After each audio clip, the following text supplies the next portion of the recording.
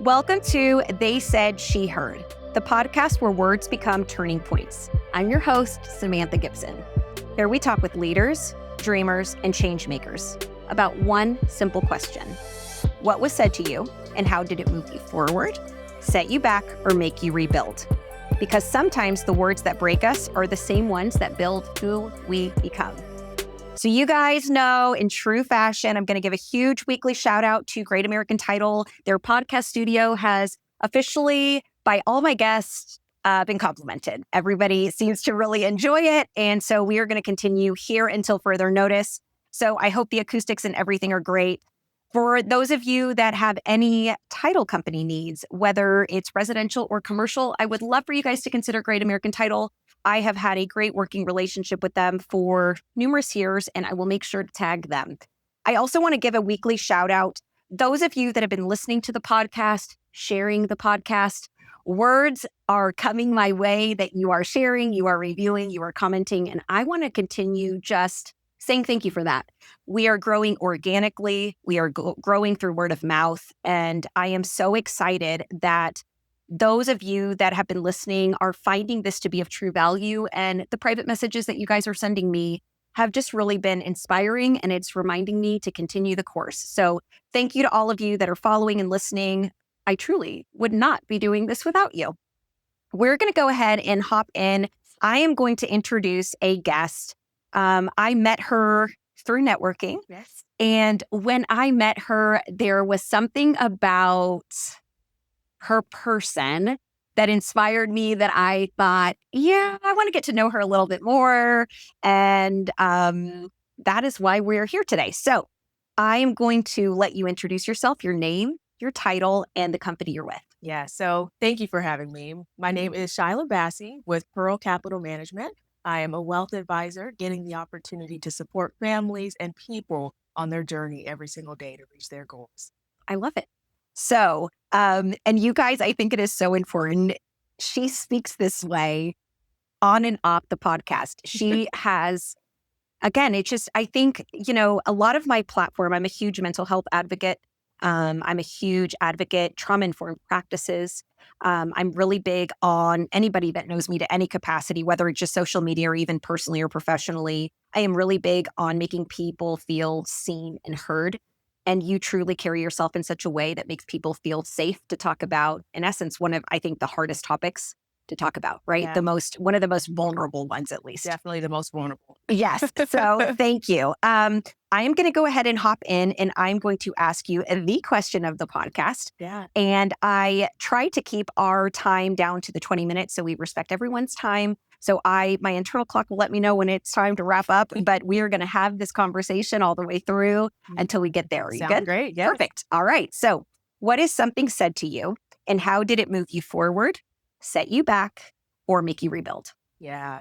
It's interesting because I received what I'm about to say. I received this information when I was in college. Okay. And the statement was, the life you want is on the other side of fear. And hearing that statement honestly set the stage for not only my journey through corporate and taking those leaps of faith of, should I apply for this role, even though I feel like I should wait another year? Should I step into this opportunity, even though I feel like there's another person more qualified than me? And so I realized, man, when I really reflect on the life that I want is on the other side of fear, it's fueled every decision I've made in my life when I was not always ready to take that next step.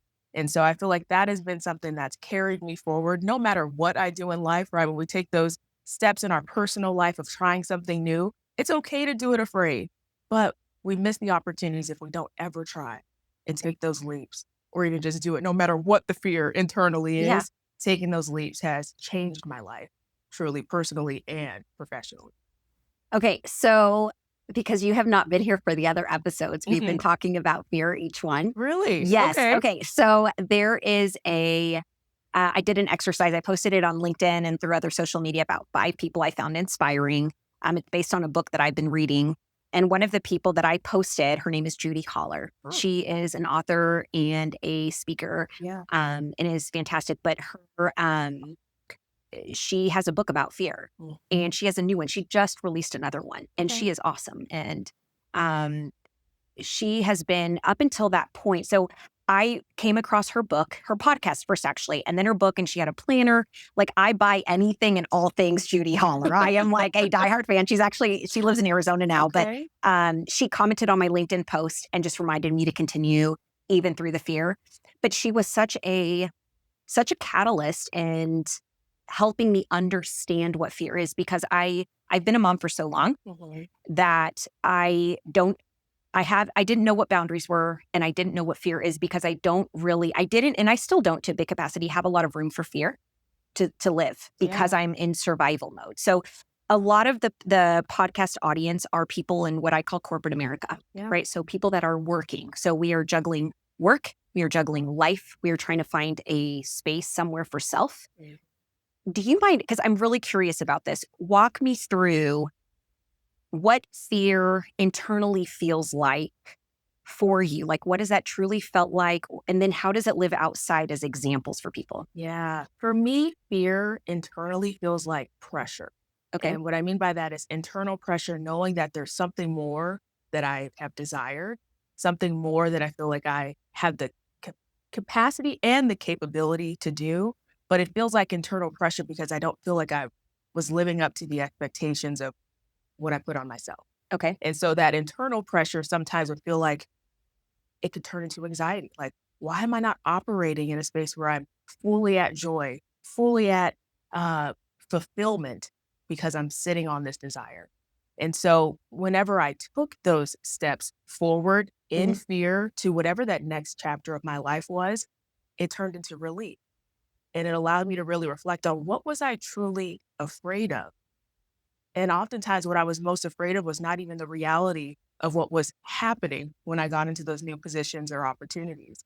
And I think about something I stepped into, I think it was in 2020, right before COVID. Okay. And it was a step I wanted to take into getting into the acting and modeling space, totally independent from my profession. But because I said, why not? Sure. The fear was there, like, what if I don't get accepted to join an agency? But I just went and did it. And what I was concerned about was not even something that happened. They said, well, sure, join our team, join our agency, and we'll be happy to get you connected to start delivering on your talents. And so I think just a lot of times what we internalize as the fear, I'm sure you've heard that acronym, false evidence appearing real. Yes. What we're mostly afraid of is something that's not even going to happen when we take that step into whatever that desire is, whether that's jumping into a new position at work, stepping into a passion that's been sitting in our notes, right, in our phones, or just trying a new hobby. A lot of times the fear is not even real, and we just have to take that step into it. How does that, okay, so, well, I'm known for I step backwards to go forward. So the first quick one, just, are you still working with that agency? I am still with that agency. I love and we're getting together for lunch, you guys, after this. So I am going to get filled in, and then we're going to have an episode about all that, because I think that it goes, we talked, the Lord does things in very interesting ways, right? And again, this podcast isn't about faith per se, but everybody is allowed and entitled to have their beliefs, right? And I think that there's different things that drive us. So this conversation today really hits hope for me. So I am really grateful for it. And so that was my stepping back. Now, stepping forward is fear on the outside, right? Because you carry yourself very well. I've seen you in different settings, if you will, right? The fear on the outward area, again, so for people that might be, maybe this episode is what really makes them go chase that dream, right? Like, we never know. What does fear look like on the outside for, like, a third party person that would be sitting in a room with you? That's a good question, because I have honestly been asked that before, because people ask, Shyla, do you get nervous? Do you get afraid? And I'm like, of course I do, but I don't know how I do it, but I naturally don't carry the fear. But what I told someone recently is, when I have to go and do a speaking engagement, or I'm connecting with people in a big group, sometimes what I'll say to myself is an affirmation. Okay. Because a lot of times it's all internal. The fear, if I allow myself to start trembling on the outside, that's what people would notice. But internally, the things I've said to myself is, Shyla, I am fearfully and wonderfully made. I am capable. I have the capacity. I can do it. And sometimes those are the internal thoughts I have to remind myself when I am facing something that I have a little anxiety about or I'm afraid of, so that it doesn't show up on the outside. Yeah. And so maybe it's been a practice that I've just developed, really have for years, of it's okay to be afraid. But I also have to remind myself, what am I telling myself internally in order to show up in the way that I Yeah. God, that is so good. Because I even it's so funny talking about fear. Like I'm holding on to my hands tight. I don't know if you can see it or not. Y'all on the video are now going to notice. You wouldn't have known before. But, because this is, I am very honest about my mental health. Yeah. I'm very honest about, I will say this, I'm very honest, and yet I'm not completely transparent, social media facing on some of the things that I have gone through over my years, but certainly over the last few years, right? I am learning, one of the things I've been having to learn, not by choice per se, but it's been a blessing. The last 3.5, almost 4 years has been learning to tell myself certain things and believing them, because for many times, part of my seasons and my story have to do with allowing someone else's narrative and feedback to me to be what I believe and take for truth over my own. Yeah. Right. And so learning how to, for example, like affirmations. And those of you again, the LinkedIn, so many of you guys are on my LinkedIn. And that is how this podcast has really been organically growing there exponentially, is through the LinkedIn network, which again, it's a different demographic, right? Like we know this, it's different than a TikTok. It's different than a Facebook. It's different needs and desires of content. It's been interesting to me because affirmations are spoken so freely and fluidly. And I think what many times we take for granted. And I had a therapist one time, she asked, how will you know that therapy is successful? And I said, and she was a faith-driven one. And I said, honestly, I know that I hear about like God's promises, right? Like I hear that. I've heard that for a massive part of my life. However, I said, how I will know that we were successful in our sessions is if I can at least take one of those truths and not just tell you I believe it, but actually believe it. Yeah. Like really wholeheartedly believe it to my bones, to my spirit. And it was so interesting because what I realized is so many times I will, like even with affirmations, I think it's people say, talk affirmations. And a lot of people try affirmation, but to believe in affirmation. It sounds like you've mastered that. Mastered would be strong, but what I can say is it's been practice. Okay. And even as someone that has navigated seasons of fear, and I feel like we face daily fears, weekly fears. So it's like, it's not something you just master and there's no fear. We have to have that daily, weekly, monthly fight to get over those things that may be holding us back.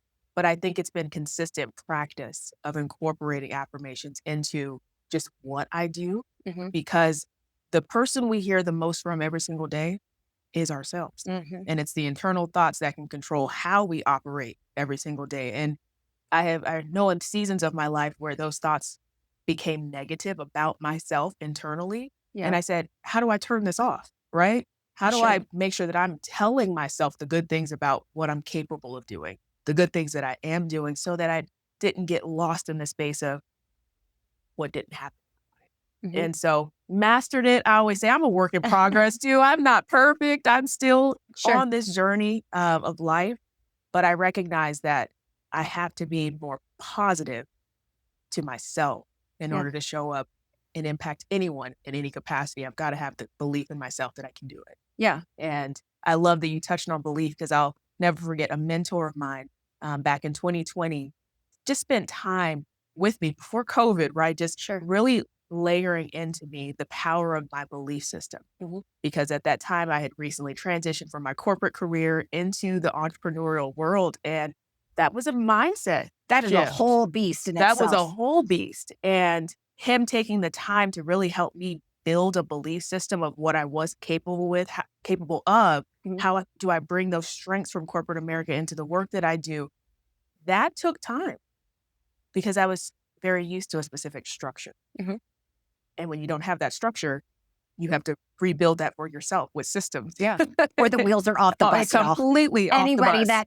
it's people think entrepreneurship is amazing. Oh. I'm like, oh, It takes time to oh get my God. systems. Yes. Every day could look different, but that was building the discipline, but the belief system. And I love that you shared that you got to believe those affirmations. Right. And sometimes when I say them, if I'm not in a public space, I say them at home in the mirror. I want to look at myself, telling myself in the mirror, Shyla, I am capable. Yeah. Do I believe it? Shyla, I am intelligent. Shyla, I am confident. Yeah. And, you know, when you say those things to yourselves, especially when you're looking in the mirror, Yeah. you'll get the feeling of which one you don't believe in. Yeah. When you're facing yourself, actually telling yourself about what's possible. Well, and I think, you hit something really important. There's, Mel Robbins, I'm sure. Love her. I love me some her too. And she had a book. How I got introduced to Mel Robbins was because of the High Five Challenge book. Yeah. And, you guys sometimes you can be the strongest person in the room. You can be the CEO of a top Fortune 100 company, top Fortune 1 company. I don't care what it is. This is for all of us. I think it's applicable. There are moments, and I think corporate burnout is happening more at a speed that truly nothing can keep up with. We already have mental health resource shortages. That's been a long, long time. But her book, it took a simple concept, that mirror, right? The power of a mirror where you see yourself. And it's called the High Five Challenge. If you guys haven't read the book, or if you have, maybe this is a sign that you need to pick the High Five Challenge back up again. But it's all about putting your hand on that and just giving yourself a high five. In some of the darkest seasons over the last 3.5 years, that high five many times was what physically, literally got me out of the bed. It's what allowed me to keep selling houses or to stay in my career. It was something so simple, right? But it's our brain is so powerful, and it needs. There are those seasons where it needs, and affirmations too, like something I've learned, and some of you guys might relate to this, or you might be going through a season right now where you feel defective because you're like, what the hell is wrong with me? Why am I being sappy or emotional or crybaby, right? Because it doesn't change when you're a kid, and you could be 70 years old, 50, and everything in between. Mm-hmm. When you start reading affirmations like to yourself, right? And like you said, I'm going to use the example of this mirror, because sometimes how you know what you need to work on for yourself, like what you actually don't believe for yourself, because I'm really big on feeling. Like, how do you feel inside so you understand that, okay, this is what I need? Because a lot of people don't understand what it's like to have to work on certain things because they've always just been working or providing or whatever. Mm-hmm. If you say an affirmation in front of the mirror, and if you feel like you're either going to hyperventilate, or it makes you want to cry, or you do cry without control, like it just happens, like a tear comes out, or if you feel like you want to vomit or go to the toilet, right? That's a sign, you guys. Yes. That means I need to write that down. Yes. I need to process through that, whether it's with somebody you trust, a therapist, whether it's with yourself, journaling, whether it's recording yourself over and over and put that on in your sleep. That is how you know that's where you're struggling. Give yourself permission. My best advice is give yourself that permission, permission to be human, and permission to say it's something I need to start working on so I can believe in me. Do you agree? I 100% agree. Yeah. I think that matters. So I'm going to be wrapping us up, but before I do, there's a couple things. One of them is, what's something that you're currently learning? It could be personal, professional, both. It doesn't matter. And why did you choose that? Yeah. Oh, there's so many things I'm learning on both sides, but I think I'll lean into the personal side. One of the things I'm focusing on in this season is what slowing down means for me. And slowing down from the standpoint of, I've naturally, over my lifetime, have been an achiever. What's the next goal? You accomplish the goal, you aim for the next thing. And I'm allowing myself to navigate through this season of not always looking for what's next and really nurturing where I'm at. And I remember coming across something online that just simply said, don't let people what's next you to death. Oh, I love that. And it resonated with me so much where I was just like, ooh, because I don't always give myself the opportunity to smell the roses when there has been something I've checked off the list. So in this season, what I'm working on personally is what it feels like to slow down and not always have to be chasing the next goal. That is so good. That is a good one. I told Ashley last week when we were doing recordings, I was like, I need to buy an inflatable microphone because I think we need like a mic drop because there's some of these moments that are just really powerful, right? And nothing has been not discussed in life anymore. Nothing has been not touched on anymore in life. But I really do believe that the older we become, the wiser we realize that it's the most simple things that are the hardest to learn, the hardest to achieve, the hardest to master, right? It's the simple stuff. Yeah. Because the other stuff is so easy in the grand scheme where we thought that was going to be the hardest. It's like learning how to slow down, quality of life. Yeah. You know? And, I think, especially when sometimes we can relate slowing down to not having progress. Yeah. And truly, you can make a lot of progress just by slowing down and focusing on what's in front. Yeah. It's not a delay on your goals. It's not a delay on your success. It's just really nurturing where you are and feeling proud about what you're building, no matter what that is. Well, and you guys, because I know specifically there are some very upper leadership that listen to my podcast. Yes, I'm not saying y'all's names, but I know you're there. I will say this, one of the absolute best gifts you can gift your organization, or if you were the owner of the organization, one of the absolute best gifts you can give.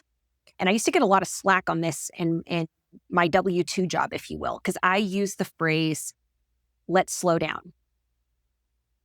The working world hates that phrase, slow down, because it means we're not selling, we're not producing, we're not blah, blah, blah, blah, blah, blah, blah. No, actually, when you can use that phrase and lean in fully onto that, the amount of return on investment, that your people are happier, they're not burnt out. Your leadership can truly lead by example. People can read those professional development books that you're nagging them to do. They can have a quality of life.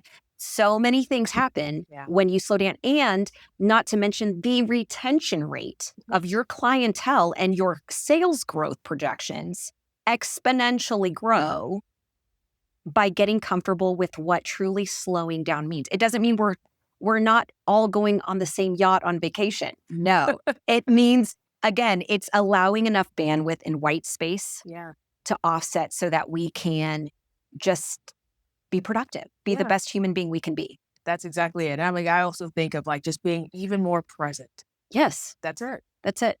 Yes. So y'all get comfortable with slowing down. Get comfortable with slowing down. We're going to be wrapping up. Before we do, you get the last question. Okay. This, you're going to just read out what the question is. Okay. You guys, listeners, people that are watching us, she is going to, so Shyla will post the answer the day her podcast episode goes out. So when you're hearing this, it means it went out today. So make sure to go follow all her social media. It'll be in the descriptions on the podcast, on YouTube. But just read the question out and you get to answer it on your social media, however creative or simple you want. Okay. There you go. What's a piece of advice you've completely ignored and are glad you did? All right. Well, you guys, I want to thank you again for listening. Thank you for being my guest. Thank you. We're going to have to do this again. Yes. I want to remind you guys, if all you get out of today's episode is feeling less alone, feeling validated in what you're going through, or maybe you see yourself about to go into the season and this resonates, I'm glad that you found us. I am truly glad that you found us. I want to remind you that I see you, that I love you, and that you matter to me. And with that, I will talk to you soon. Bye.